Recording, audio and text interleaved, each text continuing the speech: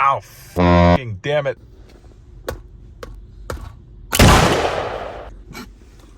I just broke the f***ing cup. Just had to fish this out of my coffee. Welcome to Let's Paint episode 3. Hello everybody. Welcome to episode 3 this is of Let's Paint. We're gonna pretend like episode 2 didn't even f***ing happen. This one's gonna be kind of nice. It's gonna be kind of simple. This video is called my 10 rules, my 10 suggestions for artists. I know a lot of these are easier said than done, but like, come on. Now I have to open this, and I know YouTube, they're kind of picky about like stuff like knives, so I'm gonna use a fork.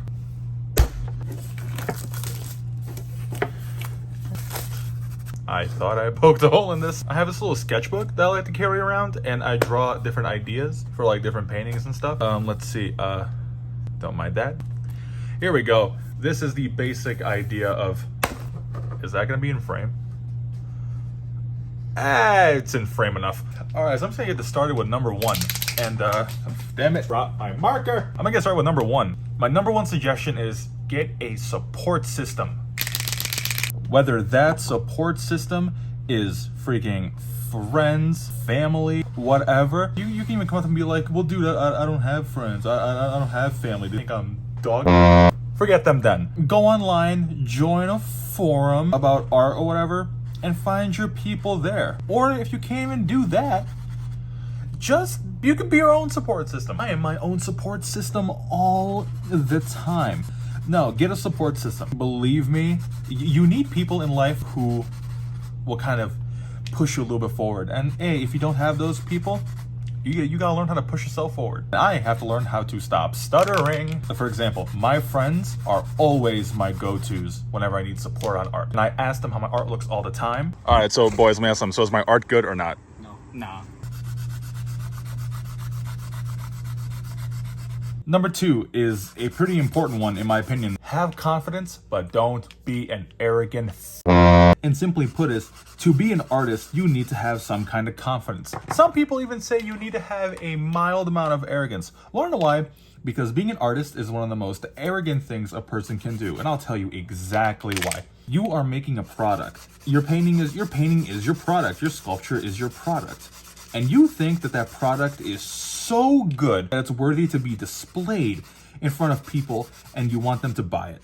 I'm not saying be an arrogant because I've met a fair share of artists that come off as incredibly arrogant and they're awful to be around and they're not great people. But I will say you have to have confidence. I was never the most confident person, but believe me, you gotta walk into a room thinking that you are the best freaking drawer, sculptor, whatever. I'm not saying boast about it and tell people like, yo man, I'm the best drawer. No, just believe that and hone it. But humbleness is important too.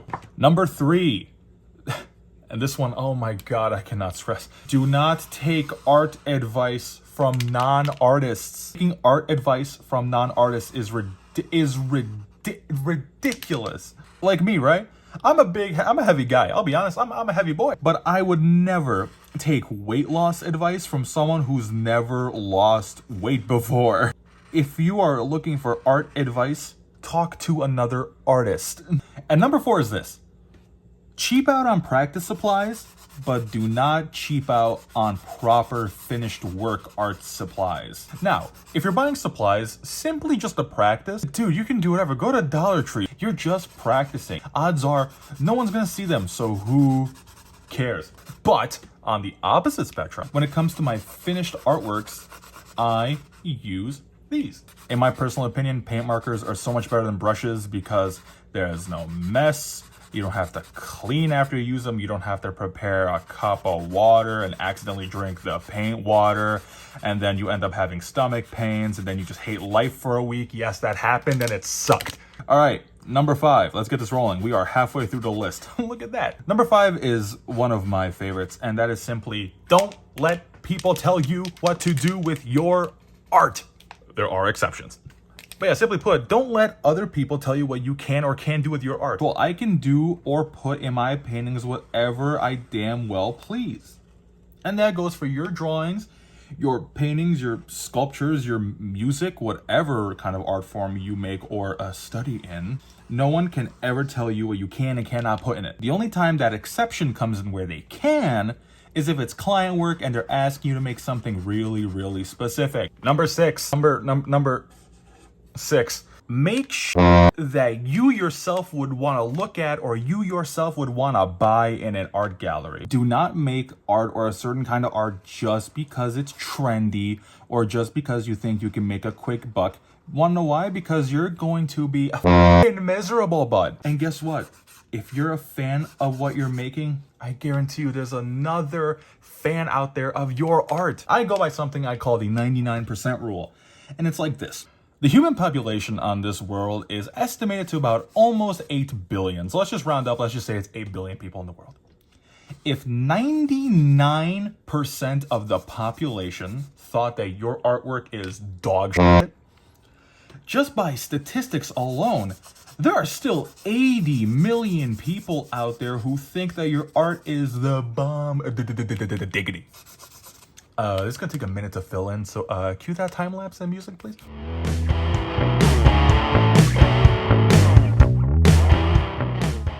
Okay, next tip. We are wrapping this up. Number 7, don't be afraid to try new things, new techniques, new materials, whatever. Try new materials. Don't only be locked to just using ink, or don't be locked to just drawing with pencil. Dude, try drawing with like a marker or something. You know what I mean? Hell, try sculpting. My main thing is paint. I like to paint, but over the years, I've done a ton of different artistic endeavors. I've tried drawing. I've tried wood burning. I've tried sculpture. I made a sculpture once and it turned out great. I made this cool little boombox that actually works and I'm super proud of it. It's all the way over there. I'm not gonna pick it up and bring it here, but oh, you know, I'll insert a clip.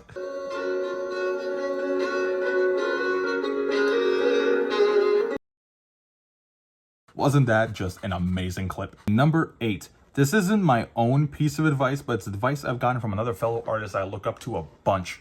And that is, don't do art for free, with exceptions. There's only 2 exceptions where you should do art for free. And that is if it's for a really good cause or if you offer it yourself. To probably not the best person to quote, but to quote Joker, if you're good at something, never do it for free. Number 9, and one of the ones I cannot stress enough. Don't quit your day job. I know that sounds very almost like anti-follow your dreams, but it's not anti-follow your dreams. I want you to follow your dreams, but I also want you to have a damn roof over your head and be able to make your payments on time. Because you need to live and you need to eat. Keep your day job. I still have my day job. Because the last thing I would want to see is someone take this insane chance and quit a paying job that they have for a dream that, I hate to say it, might not work out. And that kind of leads into another thing where it's like, if you're doing art solely, and I mean solely for just a monetary value, you're doing it for the wrong reasons and you're going to end up being miserable again. This is going to take a long time to fill in too, so, you know.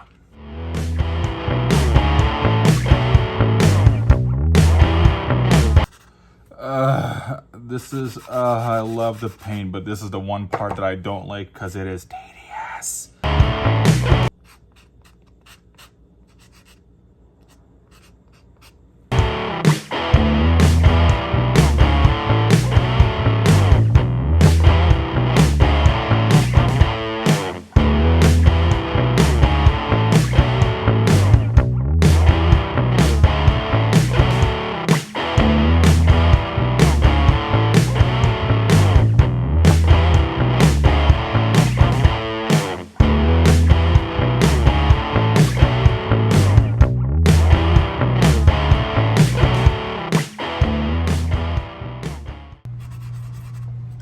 Yeah, you bet I'm gonna leave that there to piss you off. Nah, I'm kidding. I'm not that mean. All right, and number 10, and arguably the most important, don't be held back by rules.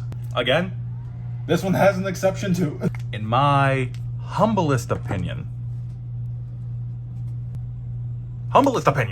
art is one of the rare things in life where it has no rules at all. I just got paint on my finger. Art has no rules whatsoever. As Bob Ross said, it is your world and you can do with your world whatever the f you want. That's one of the reasons that art is my biggest escape, is because I can do in it whatever I want. Every single thing I do in my art is correct. And that's how you should treat your art too. And now, the exceptions come in when it comes to like what kind of art you really want to do. For example, if you want to be like a photorealistic drawer, then yeah, you have to learn the rules like proportions and proper shading and blah, blah, blah, blah, blah. But if you don't do any of that, dude, you can draw whatever the hell you want. You make your art and your characters look however the hell you want them to look. You do whatever you want. Do your shadows not make sense in your paintings? See, they don't make sense in some of mine. But guess what? I don't care. Wanna know why? Because it looks fucking awesome. Because they're your paintings. They're not someone else's damn paintings. In your art, you can do whatever you want. By the way, I don't do tutorials, but if you guys would like one, you know, you can ask, and I'll see if I do it.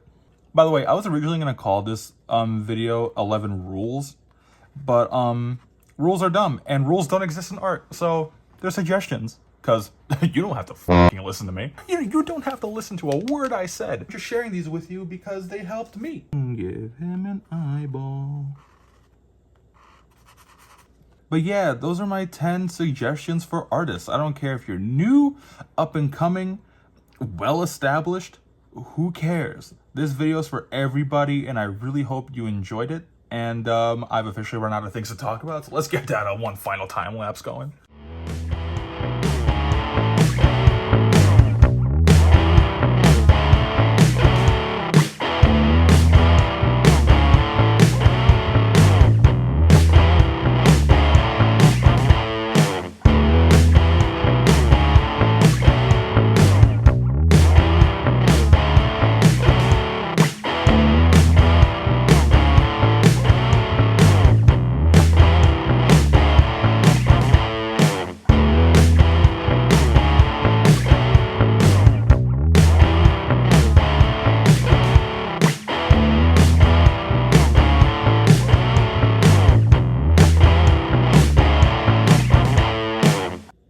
Boop. Boop. I call that a finished product, and I'm gonna sign it after turning the camera off because I forgot what number it is. Thank you for watching, and I'll see you in episode 4.